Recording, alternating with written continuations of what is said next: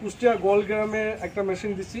মেশিনটা আজকে আমরা ভিজিটে আসছি, মেশিনটা কীভাবে ঘাস কাটে এবং ভাবির উপকার হচ্ছে কি না এই ধরনের দেখতে এসেছি। তাই মেশিনটা আপনাদের সোশ্যাল একটা ভিডিও দিচ্ছে আজকে। ভাবি কীভাবে ঘাস কাটে, ভাবির সময় কীভাবে বাঁচে। আপনারা যে মেশিনটা দেখছেন এটা হলো চপার C2। এই মেশিনটা সাইডে এই মেশিনটা হলো 4টা ব্লেড আছে।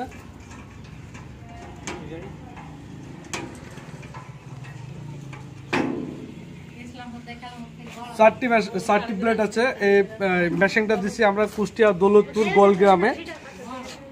গোয়ালগ্রামে দিচ্ছি। এই মেশিনটা আপনাদের দেখানোর জন্য, মানে ঘাস কিভাবে কাটে আমার ওই আপু বা ওর সময় কিভাবে বাঁচে সেজন্য মেশিনটা আপনাদের সচকে দেখানোর জন্য আমরা এই ভিডিওটা করছি।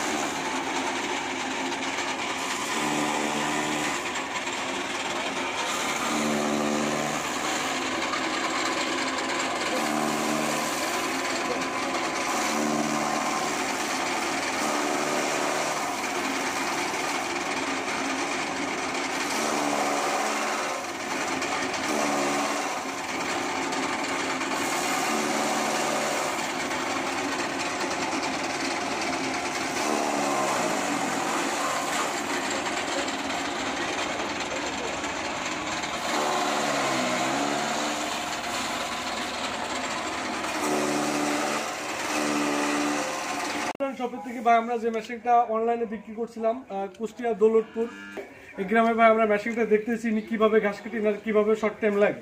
তো আমার সামনে আসছে, ইনি ঘাস কাটলো, আপনারা দেখলেন। তো ঘাসের সাইজ ছোট হয়েছে। এরা ছাগল এবং গরু আছে, সব মিলে ঘাসটা খাওয়ার উপযোগী। ঘাস কি খাবে ছাগলে, গরুতে খাবে? তো আপনার এই ঘাসটা কাটতে আপনি আগে কি দিয়ে ঘাস কাটতেন?